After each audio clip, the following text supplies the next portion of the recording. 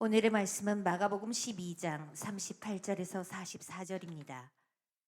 예수께서 가르치실 때에 이르시되 긴 옷을 입고 다니는 것과 시장에서 문안 받는 것과 회당의 높은 자리와 잔치의 윗자리를 원하는 서기관들을 삼가라. 그들은 과부의 가산을 삼키며 외식으로 길게 기도하는 자니 그 받는 판결이 더욱 중하리라 하시니라. 예수께서 헌금함을 대하여 앉으사 무리가 어떻게 헌금함에 돈 넣는가를 보실세. 여러 부자는 많이 넣는데 한 가난한 과부는 와서 두 렙돈 곧 한 고드란트를 넣는지라. 예수께서 제자들을 불러다가 이르시되 내가 진실로 너희에게 이르노니 이 가난한 과부는 헌금함에 넣는 모든 사람보다 많이 넣었도다. 그들은 다 그 풍족한 중에서 넣었거니와 이 과부는 그 가난한 중에서 자기의 모든 소유 곧 생활비 전부를 넣었느니라 하시니라. 아멘. 여러분, 오늘 한 교회에서 헌신 예배를 진행을 했었습니다. 그러면서 불렀던 찬송이 오늘 우리가 함께 불렀던 585장 내 주는 강한 성이요였지요. 그런데 여러분, 헌신 예배를 진행하다 보면 보통 이제 우리가 1시간 예배를 드리겠노라 진행을 하지만 또 말씀의 은혜를 주셔서 설교 시간이 이렇게 길어지기도 합니다. 그러다 보니까 이제 또 성도님들 돌아가실 시간들도 배려해야 되니까 설교 끝나고 난 다음에 찬송을 짧게 부르는 경우들이 종종 있습니다. 그날도 이 585장을 부르면서 짧게 우리 다 같이 1절만 찬송하고 마치도록 하겠습니다 라고 기쁜 마음으로 말씀을 받았으니까 얼마나 은혜로웠겠습니까? 그래서 기쁜 마음으로 1절을 찬송합니다. 내 주는 강한 성이요 방패와 병기 되시니 큰 환난에서 우리를 구하여 내시리로다. 얼마나 은혜스럽습니까? 그러면서 계속 찬양하지요. 옛 원수 마귀는 이때도 힘을 써 모략과 권세로 무기를 삼으니 천하에 누가 당하랴. 그리고 아멘 찬송을 했습니다. 그럼 1절 가사가 어떻게 받아들여지십니까? 옛 원수 마귀는 이때에도 힘을 써 모략과 권세로 무기를 삼으니 천하에 누가 당하랴. 지금 무슨 말이죠? 마귀의 권세가 대단하다라고 하는 것을 지금 1절에 이야기를 하고 있는 것이고 2절에 와서 그럼에도 불구하고 날 대신하여 싸우네 이 장수 누군가 주 예수 그리스도 만군의 주로 다 당할 자 누구랴 반드시 이기리로다. 1절과 2절은 연결되어 있는 찬송이거든요. 그런데 1절만 찬송하고 마치도록 하겠습니다 하고 난 다음에 천하에 누가 이 마귀를 당하랴라고 하고 아멘 하고 찬양을 끝냈다라는 것입니다. 여러분, 이와 비슷한 일들이 우리가 신앙생활 하면서도 일어나게 되는데요. 사실 오늘 말씀에서도 이러한 비슷한 일이 일어날 수 있다라는 사실입니다. 신앙생활을 하다 보면 오늘 말씀 가난한 가부의 두 렙돈 이야기들을 잘 아실 것입니다. 우리가 읽은 말씀 중에 44절만 한번 떼어서 보신다면요, 참 은혜로운 말씀이에요. 어떻게 이야기를 하고 있느냐? 예수님께서 사람들은 다 풍족한 중에 헌금을 넣었지만 이 과부를 보라, 가난한 중에도 자기의 모든 소유 곧 생활비 전부를 넣었다. 여러분, 이 과부의 신앙을 본받으면서 우리도 주님 앞에 내 모든 것을 내어드리는 그런 귀한 하나님의 자녀들 되시기를 간절히 소망합니다.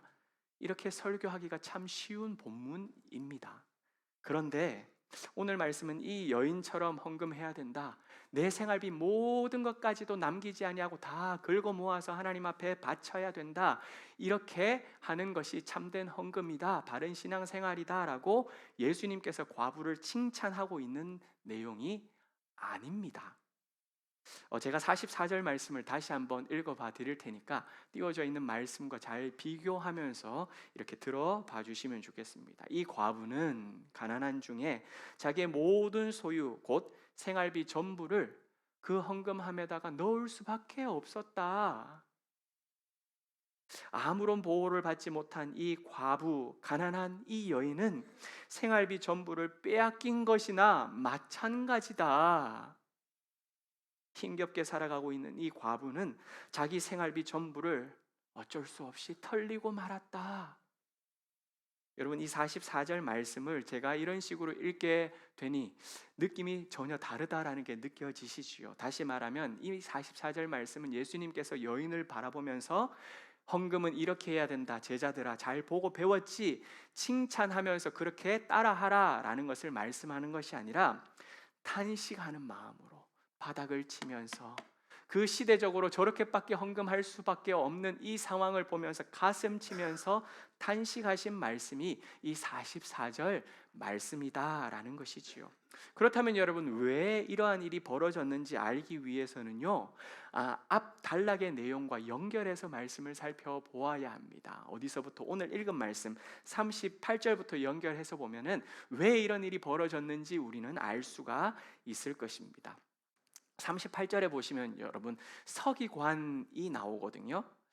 서기관이 어떤 사람인지 기억하실까 모르겠어요. 제가 한 2주 전쯤에 서기관에 대하여서 알려드렸는데, 이들은 구약의 율법에 아주 능통한 사람들이었습니다. 모세 오경을 잘 연구하고 분석해서 당시에 613가지의 율례들을 지정을 했지요. 그 중에 246가지는 246 해당되는 것은 아주 중요하게 적극적으로 지켜야 될 말씀이다. 그리고 365일에 해당되는 그 말씀들은 조금 후차적인 말씀, 조금 덜 중요한 율법으로 지켜야 할 것들을 이렇게 만들어서 백성들에게 알려주고 가르쳐주면서 지키도록 만드는 율법 교사들, 이들이 서기관들이었습니다. 이들은 하나님의 말씀을 필사하는 사람들이었어요. 말씀이 계속해서 보존될 수 있도록, 많은 사람들에게 말씀이 전해질 수 있도록 그렇게 필사하는 사람들이었고, 그 말씀을 연구하고 가르치는 자들이었기 때문에 백성들은 저절로 그들을 존중하고 두려워했던 사람이었습니다. 하나님의 사람이구나 여겼던 것이지요.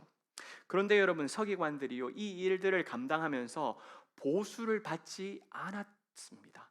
월급을, 생활비를 받지 않았다는 것입니다. 그럼 어떻게 생활했느냐? 그들을 존경하고 존중하는 백성들이 도와주는 지원금으로 이거 사용하십시오라고 이렇게 내어드리는 그 지원금으로 생활을 했다라는 것이지요. 여러분, 하나님의 일을 하면서도 보수까지 받지 않았다. 나는 돈을 탐하지 않는 사람이다. 여러분, 어떤 의미가 됩니까? 어떻게 바라보게 됩니까? 평소에도 하나님의 말씀을 가지고 가르치는 자기 때문에 존경의 눈빛으로 바라보았는데 돈까지 탐하지 않는다. 존경의 존경이 곱절이 되었던 사람이 바로 서기관이었던 것이지요. 사회적으로는요, 이러한 서기관들에게 친절을 베푸는 것이 아주 경건한 행위다라고 하여서 서로 권장하는 그러한 모습이 있었습니다. 사람들은요, 이 서기관들의 말을 어떻게 받아들일까요? 마치 하나님의 말처럼 권위 있는 말로 믿고 따르면서 거리에 서기관들이 나타나면요, 시장에 서기관들이 이렇게 오기만 하면 자리에서 벌떡 일어나서 90도로 인사를 하고 경의를 표했습니다.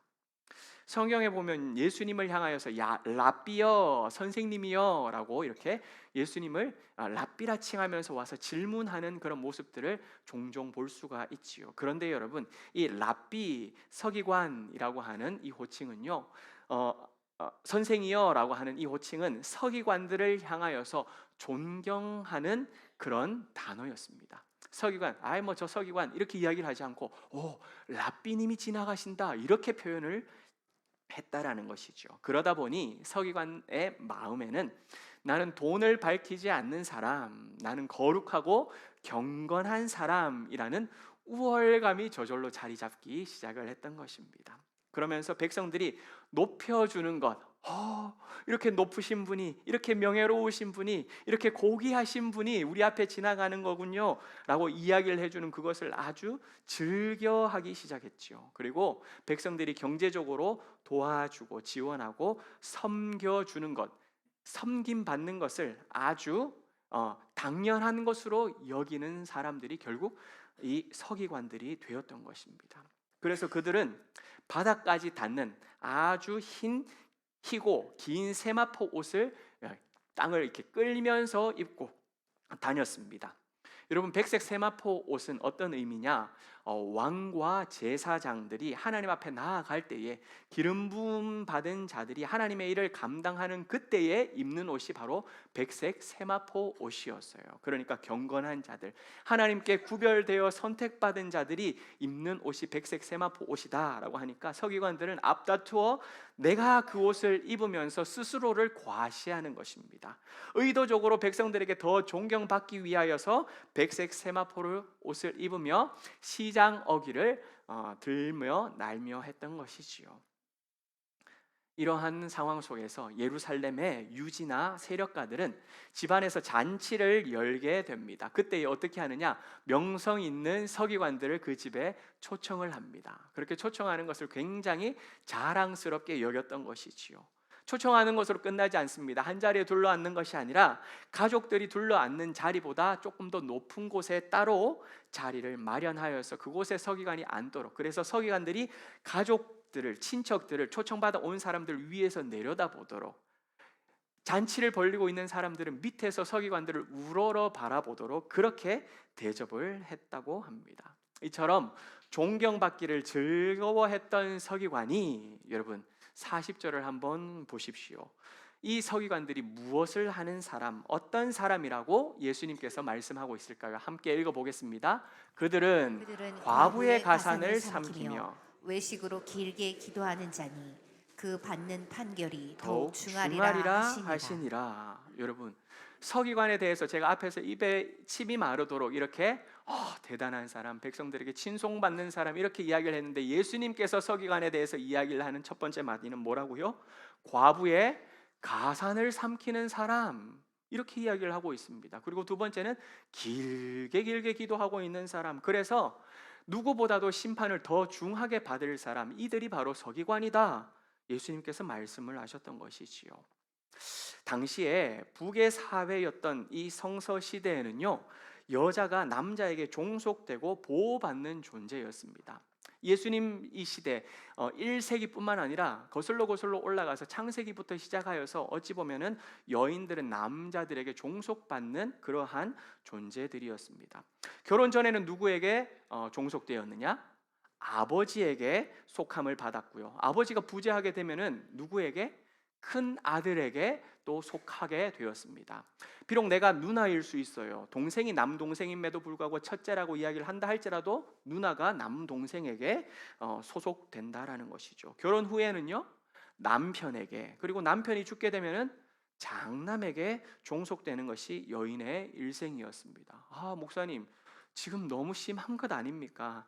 도대체 여인이라고 하는 존재를 그냥 구속받는 존재로 이렇게밖에 성경은 이야기를 하지 않습니까? 라고 말할 수 있을 텐데요. 여러분, 그렇지 않습니다. 이것은 남성 우월주의를 말하고자 하는 것이 아니고요, 고대 시대부터 예수님의 살아계셨던, 활동하셨던 그 1세기까지도 모든 시대 가운데 여인들은요, 경제적인 활동을 제대로 할 수 있는 여건이 마련되지가 않았었어요. 사회가 인정해주지 않았던 것입니다. 사회적 활동을 하러 나아가면요, 무시하고 홀대하고 사람 취급조차도 하지 않았던 것이 고대부터 예수님의 시대까지 계속해서 지속되어져 왔다라는 것이죠. 그래서 남자가 그 여인을 책임지고 보호하며 경제적인 여건들, 활동들을 할 수 있도록 지원해주는 역할을 감당하는 조치가 바로 남자 안에서 보호받는 이 가부장적 북의 사회의 모습이었다는 것입니다. 여러분, 이러한 의미에서 볼 때 과부라고 하는 존재를 생각해 보십시오. 어떤 상황에 놓인 것일까요? 사회적인 보호막이 있습니까? 없습니까? 없는 여자였습니다.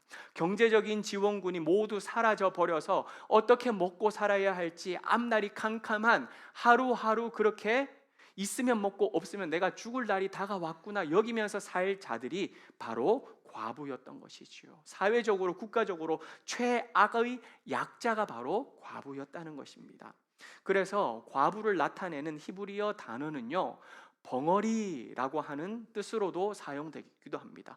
과부와 벙어리, 무슨 관계가 있을까 생각할 수 있을 텐데요, 잘 들어보십시오. 과부가 억울한 일을 당해도 사회에서 자신을 변호해 줄 남자가, 사람이 아무도 없는 것입니다.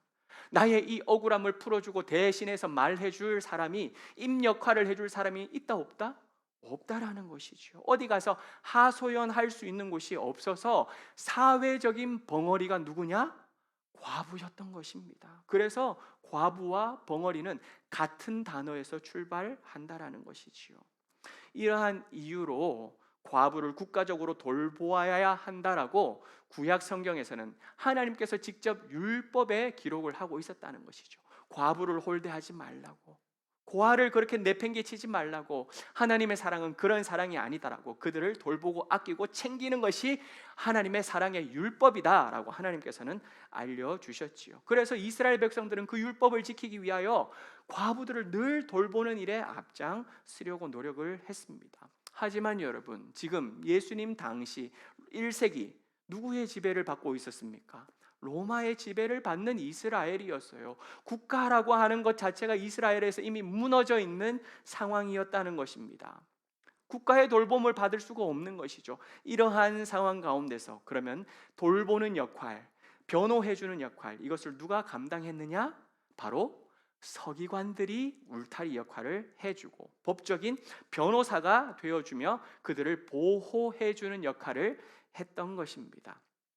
그런데 여러분, 보살펴 주어야 했던 서기관들, 그렇게 약속을 했던 이 서기관들이 자신의 지위를 악용하는 것입니다. 남용하는 거예요. 어떤 식으로요? 가난한 자들이지 않습니까? 사회적으로 힘이 없는 여인들 아닙니까? 그러다 보니까 속이기 쉽고 빼앗기 쉬운 이 과부들, 약한 자들의 돈을 횡령하는 것이죠. 힘겹게 하루하루를 살아가는 그 과부의 등골을 서기관들이 빼먹기 시작했던 것입니다. 40절 말씀을 여러분 다시 한번 보시면요, 과부의 가산을 삼킨다라는 내용과 함께 길게 기도한다라는 말이 나오지요. 서로 연결이 안 되는 것 같은데 이것도 연결이 됩니다. 어떻게 연결되느냐? 외식하여서 길게 기도하고 있는 그러한 서기관일수록 백성들에게 어떻게 칭송을 받느냐? 더 훌륭한 서기관이라고 인정받는 거예요. 더 덕망 있는 서기관으로 높임을 받게 되는 것입니다. 그러다 보니까 과부를 포함한 약자들이 누구를 더 신뢰하겠습니까? 기도 더 많이 한다라고 인정받고 훌륭하다고 칭함받는 그 서기관들이 나를 보호해 줄 수 있도록 그들 편에 서게 되는 것이죠. 그런데 서기관은 이거를 어떻게 악용하는 거예요.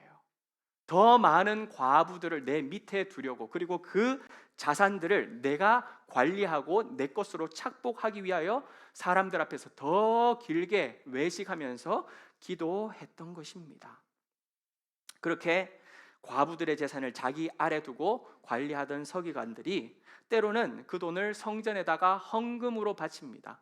과부는 그렇게 헌금을 하고 싶지 않았지만 100만 원을 뚝 떼어가지고, 없는 가운데 100만 원을 뚝 떼어가지고 성전에다 헌금을 바치면서 너 이름으로 헌금했다 이야기를 하는 것이죠.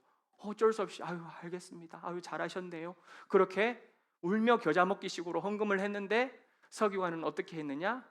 교회를 통하여, 성전을 통하여서, 바리새인들을 통하여 그 돈을 다시금 자기가 가져옵니다. 그리고 내 재산으로 그것을 돌려버리는 것이죠. 내 소유로 만들어 버린 것입니다. 가난한 가부에 얼마 남지 않은 가상까지도 모조리 삼켜버리는 사람, 그들이 바로 서기관들이었다라고 하는 것을 예수님께서는 이 40절을 통하여서 고발하고 계신 것입니다. 그리고 난 다음에 예수님께서는 지금 헌금을 하고 있는 헌금함 앞에 앉아서 사람들이 헌금하는 모습을 하나하나 지켜보고 계셨던 것이지요. 그 헌금함은 어디에 놓여져 있었느냐? 헤롯의 성전 안에 놓여져 있었는데, 헤롯 성전을 한번 사진으로 보도록 하겠습니다. 여러분, 헤롯 성전, 예수님 당시에 이 헤롯 성전이 이렇게 지어졌습니다. 이렇게 헤롯 성전이 지어졌는데, 여러분 여인의 뜰이라는 글씨가 보이십니까? 네, 마치 중간 광장처럼 놓여져 있는 이곳이 여인의 뜰이라고 하는 곳인데요. 이곳은 제사장 뜰로 나아가는 그 앞쪽 벽을 제외하고 좌우 3면에 헌금함이 무려 13개가 놓여져 있었어요. 13개가 놓여져 있는데 그 중에 그냥 하나만 헌금하면 되느냐? 그게 아니었어요, 여러분. 1번 헌금함이 있고 2번 헌금함이 있고 3번 헌금, 그래서 13번 헌금까지 다양한 헌금을 이것도 내야 되고 이것도 내야 되고 이것도 내야 되고 이것도 이런 식으로 헌금을 내야지만 했던 것입니다. 무엇을 말하는 것일까요? 있는 자들이든 없는 자들이든 그들을 통하여서 많은 헌금을 다 갈기 끌고 가기 위하여서 그렇게 다양한 헌금함들을 놓고 백성들의 등골을 빼먹는 것, 이것이 바로 성전에서 일어났던 일이라는 것이지요. 헌금함도 한번 보여주실까요? 여러분, 헌금함 보는 것처럼 금속 재질로 만들어져 있어요. 보통 구리로 만들었다라고 하는데, 당시 화폐는요 지폐가 없었습니다. 전부 다 동전이었어요. 그래서 여러분, 헌금을 하게 되면 어떻게 될까요? 소리가 나겠죠. 딸랑딸랑 이렇게 소리가 날 것입니다. 부자들이 헌금한다라고 한번 생각을 해보십시오. 그러면은 많은 헌금을 할 때는 그 헌금함에서 요라는 소리가 딸랑딸랑 이렇게 날 것이고, 뿐만 아니라 그냥 헌금 짧게, 그 소리가 짧은 게 아니고 아주 오랫동안 주머니 한가득 가져온 헌금을 이렇게 부을 때에 딸랑딸랑 하는 소리가 10초, 20초, 30초 되겠지요. 그러면은 그 옆에서 헌금하고 있는 수많은 사람들이 그 헌금함의 소리가 나는 쪽을 바라보겠죠. 그러면 이 사람은 아주 자랑스럽게 어깨를 쫙 펴고 나 이만큼 헌금을 하고 있어 라는 것을 드러내고 과시하도록 만들어주는 것, 더 헌금을 바치도록 만들어 놓는 헌금함이었다는 것입니다. 뿐만 아니라 여러분, 가난한 자들이 헌금할 때는 어떻겠습니까? 조심스럽게 오겠지요. 그렇게 해서 내가 헌금하는 걸 혹여나 이것밖에 내가 바치지 못하는 그 마음 가운데서도 괴롭고 안타까움이 있을 텐데, 와서 헌금을 오늘 이 가난한 과부처럼 2렙돈을 한다라고 생각해 보십시오. 딸랑 그러고 나면 안 그래도 마음 아프고 힘든 이 가난한 여인을 더 부끄럽게 만들고 더 창피하게 만드는, 그것이 바로 이 헌금함이었다는 것이죠. 그러면서 다음번엔 더 많이 가져와서 하세요 라는 이런 암묵적인 위화감을 조성하는 것이 바로 당시 헌금의 모습이었다는 것입니다. 뿐만 아니라 여러분, 헌금함 보면 이렇게 좁아지는 구간이 있었던 거 기억나시나요? 왜 그렇게 좁게 했냐? 헌금 도둑을 막기 위해서요. 손을 이렇게 집어넣지 못하도록, 걸리도록 하기 위해서 그렇게 좁은 구간, 나팔 모양으로 이렇게 만들었고, 헌금하는 곳은 좁고, 그리고 밑에 헌금이 쌓이는 곳은 넓은 곳으로, 그래서 손이 들어가지 못하도록 이렇게 만들었다라고 합니다. 가난한 과부는요, 이 헌금함에 얼마의 헌금을요?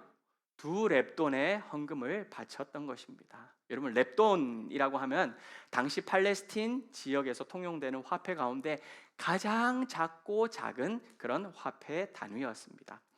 한 렙돈이라고 이야기를 하면 얼마냐? 여러분, 한 끼 식사 금액이라고 할 수 있습니다. 그런데 우리는 뭐 10,000원짜리 한 끼도 먹을 수 있고 30,000원짜리 한 끼도 먹을 수 있고 뭐 다양하게 금액을 쳐서 먹을 수 있겠죠. 그런데 그냥 가난한 자들이 자기의 한 끼 식사를 통하여서 억지로 살아갈 수 있는 그 금액, 뭐 요즘 3,000원짜리 식사도 있다고 할 수 있을까요? 5,000원, 6,000원? 정말 싸게 잘 먹었다가 할 수 있는 그 금액이 있잖아요. 그게 바로 한 렙돈이었다라는 것이죠. 그런 의미에서 볼 때 2렙돈을 바친 이 여인, 2렙돈을 가지고 나왔다 할지라도 한 렙돈만큼은 남겨두었다가 자신의 마지막 끼니를 채울 수 있었지만, 여러분, 그렇게 하지 못했다는 거예요. 44절 한번 보여주실까요? 44절 말씀 한번 읽어보겠습니다. 그들은 다 풍족한 중에서 넣었거니와 이 과부는 그 가난한 중에서 자기의 모든 소유 곧 생활비 전부를 넣었느니라. 여러분, 생활비 전부를 넣었어요. 한국어 성경에서는요, 생활비라고 이렇게 번역을 하고 있지만, 여러분, 생활비라고 하는 이 단어보다도 조금 더 처참한 단어, 처참한 표현이 있다면 무슨 단어로 한번 이렇게 바꾸어 생각해 볼 수 있을까요? 생활비를 대신한 단어, 생계비 생각해 볼 수 있겠지요. 그런데 생계비라고 하는 단어보다도 더 비참하고 처참한 단어가 있다면 생존비. 내가 생존할 수 있는 마지막 금액, 뭐 생활이라고 이야기를 하면 우리가 이것도 먹고 저것도 하고 할 때 생활한다라고 이야기를 하겠지요. 그런데 그것을 이제 생활하기엔 조금 빠듯해라고 할 때는 생계를 위해서는 우리가 좀 줄여야 된다라는 말들을 할 수 있을 것입니다. 그런데 생계도 아니라 내가 버릴 거 다 버리고 이거는 진짜 내가 살기 위해 생존하기 위한 비용, 생존비, 그것이 오늘 이 성경의 헬라어에서는 그렇게 기록을 되어져 있다라고 합니다. 생활비 전부를 넣은 것이 아니라 이 가난한 과부의 생존비요, 생존비. 2렙돈을 내어 바치면 다음에는 한 끼 식사조차도 할 수 없는 그 금액조차 그냥 다 내어 바쳐야만 했던 그런 생존비를 여인은 바쳤던 것입니다. 여러분, 왜 그랬을까요? 힘없고 불쌍한 자들의 가산을 삼켜버리는 자들의 횡포 앞에서 어쩔 수 없는 희생양이 되어서 자신의 모든 것, 생존비까지, 아니 그것을 바치고 난 다음에 언제 굶어 죽을지 모르는 내 모든 인생을, 내 삶을 내어 바쳤던 것이지요. 여러분, 이 과부의 이야기를 통하여서 예수님께서 하시고자 하시는 말씀이 무엇일까요? 왜 이 이야기를 하셨던 것일까요? 자신의 생존 비용까지도 남김없이 헌금함에 내어 던졌던 이 과부의 가난한 희생을 지금 보고 있느냐? 이처럼 예수님께서도 타락한 성전의 제도 때문에, 타락한 이 기득권들의 횡포 때문에 예수님의 삶이 십자가에 던져지게 될 것이고 희생 제물이 될 것이다 라고 하는 사실을 알려주기 위한 내용이 바로 이 말씀이라는 것입니다. 성전 안에서 장사하면서 강도의 소굴을 만들었던 그 내용 알고 계시죠? 그래서 예수님께서 상을 다 뒤집어 엎었습니다. 왜 뒤집어 엎었습니까? 백성들이 제사를 지내기 위하여 집에서 고르고 고른 양들을 데리고 왔어요. 그런데 바리새인들이 보고 난 다음에 이 양은 앞다리에 흠이 생겼네, 뒤에 꼬리에 문제가 생겼네, 뿔에 상처가 있구나, 안 돼, 팔아라 그러고 아주 싼 값에 팔도록 하고, 그 다음 어떻게 했어요? 별로 좋지도 않은 양을 갖다가 아주 비싸게 사서 제사를 지내도록 만든 이런 강도의 소굴을 만들었다는 것이지요. 타락하고 부패한 제도 속에서 백성들이 고통당하고 있었던 것처럼 마찬가지로 가난한 과부도 자기의 생계까지 아낌없이 모두 바쳐야 하는 이러한 불합리한, 합당하지 못한 일들을 이 시대 속에서 만들어 놓았다는 것입니다. 마찬가지로 예수님께서도 이렇게 불의한 종교적 신념을 가지고 있는 그 바리새인과 서기관들과 부자들과 기득권들 때문에 십자가에 던져 죽어야만 하는 그러한 상황이 펼쳐지게 되었다라는 것이지요. 하지만 여러분, 하나님께서는요, 이렇게 너무나도 어이없는 죽음, 어쩔 수 없이 죽음으로 내몰려 죽을 수밖에 없는 이 죽음을 통하여서도 우리를 구원하실 놀라운 계획을 하나님께서는 펼쳐가시고, 예수님께서는 그 죽음을 내가 마땅히 감당하겠노라, 과부가 사회적 벙어리가 되어 아무 말 하지 못하며 그렇게 자신의 삶을 내어 던졌던 것처럼 예수님께서 아무 말씀하지 않으시고 어린 양이 도살장에 끌려가는 것과 같이 그 희생의 길을 묵묵하게 벙어리가 되어 걸어가심으로 말미암아 우리를 향한 구원을 완성하신 줄 믿습니다. 이게 바로 예수님의 구원의 역사라는 것이지요. 사랑하는 여러분, 우리가 사는 이 세상을 한번 돌아볼까요? 이 당시만 이렇게 불합리하고 이 당시만 정의가 사라진 것일까요? 아니에요. 우리가 살아가고 있는 이 세상에도 불의한 일이 너무 많습니다. 억울한 일들이 많이 있습니다. 사기 당하는 분들도 참 많이 있는 것들을 보게 됩니다. 속임을 당하기도 합니다. 사람들 때문에 실망하고 좌절하고 주님 앞에 나와가지고 엉엉 울면서 내가 사람 믿은 것이 잘못이지 가슴 치면서 그렇게 통곡하시는 분들도 많이 만납니다. 착취를 당하기도 하고 내 소유 전부를 빼앗기는 일들을 당하기도 하며 세상 앞에, 사람들 앞에 희생을 강요당하는 일들이 우리 성도님들 가운데서도 지금도 일어나고 있지 않으십니까? 여러분, 세상은 달라진 게 없어요. 이러한 세상 속에서 여러분, 예수님과 복음을 위해 살아간다라는 것이 무엇일까요? 예수님께서 우리에게 하신 말씀을 기억하면 좋겠어요.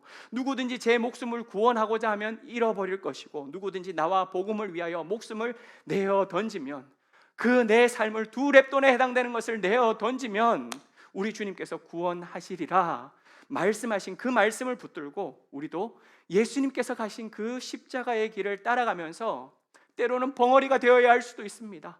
때로는 내가 아무 이야기도 못하고 다 삼켜야 하는 일들이 생길 수도 있습니다. 그럼에도 불구하고 묵묵하게 예수님 가신 그 십자가의 길을 나도 따라가는 것, 이것이 바로 예수님과 복음을 위하여 살아가는 제자의 삶이 될 줄 믿습니다.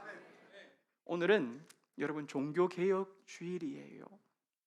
여러분 주보 1면을 보시면 종교개혁 주일에 대하여서 제가 짧은 글을 써 놓았습니다. 종교개혁의 핵심은 에드 폰테스, 근본으로 돌아가자였습니다. 근본으로 돌아가자. 그러면서 외친 5가지 강령 구호가 있는데요. 종교개혁의 그 5대 강령 중에 첫 번째가 뭐냐? 오직 성경으로 돌아가자입니다. 한번 따라하겠습니다. 성경으로 돌아가자.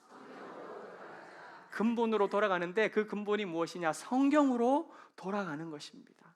성경이 말씀하고 있는 올바른 진리를 찾아가야 한다라는 말이지요. 그렇게 종교개혁이 시작되었습니다. 그런데 여러분, 그렇게 한번 종교개혁을 했다 해가지고 야, 나는 완성되었어, 나는 깨끗해, 이제는 나는 완벽해 라고 말할 수 있을까요? 아니에요. 교회가 종교개혁을 단행했다 할지라도 교회가 깨끗해, 완전해, 완벽해 라고 말할 수가 없습니다. 왜 그럴까요? 그 교회 안에 속해져 있는 저와 여러분, 우리 모두가 바로 죄인이기 때문이에요. 죄인, 어리석은 자들이기 때문입니다. 그래서 또다시 죄를 따라가고 악을 행하는 자들, 그들이 바로 교회의 일원들, 구성원들이기 때문에, 그래서 교회는 뭘 해야 되느냐? 개혁된 교회는 항상 개혁되어야 한다라는 사실입니다. 종교개혁의 후예인 우리 그리스도인들은요, 개혁된 교회이기 때문에 끊임없이 개혁되어 나아가야 한다라는 이 사실을 붙들고 신앙생활하는 자들입니다. 이 말은요, 교회가 개방적이어야 된다, 진보적이어야 된다, 굉장히 사회 앞에 나이스해야 된다, 이거 이야기하는 게 여러분 아니에요. 이 말은 개혁의 기준이 무엇입니까? 성경이에요. 성경이 우리의 개혁의 기준입니다. 그 성경으로 매일 돌아가야 한다라는 사실입니다. 10월 27일 오늘 연합 예배를 드리는 이유도 어찌 보면 종교개혁주일에 이 연합 예배를 드리는 이유도 같은 맥락입니다. 왜냐? 세상 앞에 내가 생각하는 것이 옳고 내가 판단하는 것이 진리고 내가 말하고 내가 느낀 것이 바른 것이다 라고 수많은 사람들이 그렇게 생각하고 쫓아가고 있습니다. 그래서 내가 생각하기에 오늘은 나는 남자다 그러면 남자로 사는 것이고, 내가 내일 되어서 나는 여자로 살고 싶다 그러면 내가 여자가 되는 것입니다. 정체성이 흔들리는 그 이유는 내가 느낌대로, 생각대로, 내 마음대로, 의지대로 바뀌어질 수 있다는 것이죠. 그런데 여러분, 그렇게 내가 바뀌어진다고 해서 실질적인, 육체적인, 물리적인 내가 바뀌어집니까? 안 바뀌어집니까? 안 바뀌어져요. 그럼에도 불구하고 사람들은, 세상은 뭐라고 이야기를 하자는 것입니까? 바뀌는 걸로 인정해 주자라는 것입니다. 여러분, 이렇게 진리가 사라지고 무너진 가운데에 계속해서 우리는 근본으로 돌아가야 한다는 것이죠. 바로 성경의 진리로 돌아가서 성경이 우리 인생의 유일한 기준이 되어 그 말씀 붙들고 살아가는 삶이 되어야 한다라는 것입니다. 사랑하는 여러분, 불의한 일들이 우리 앞에 펼쳐질 때에 여러분 어떻게 하시겠습니까? 네, 속상합니다. 억울합니다. 분통이 터집니다.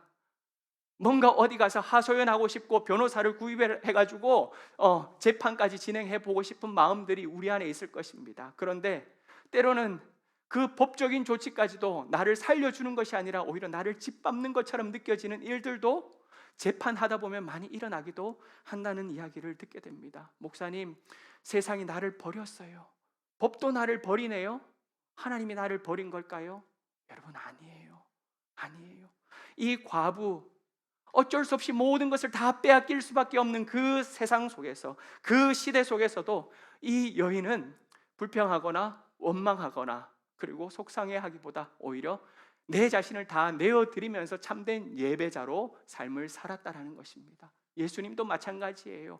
그 불의한 세상 속에서 자신을 죽이려고 하는 그 악한 권세 속에서 예수님께서는 벙어리와 같이 그냥 하나님께서 계획하신 그 뜻을, 이것은 내가 감당할 일이라 여기면서 스스로 십자가의 길을 묵묵하게 가며 하나님 앞에 참된 제사를 올려드리는 예배자로서의 삶을 마지막 불살라 올려드렸다라는 사실인 것이죠. 사랑하는 여러분, 우리가 불의한 삶을 직면하더라도 성경으로 돌아갈 수 있는 우리 모두가 되길 소망합니다.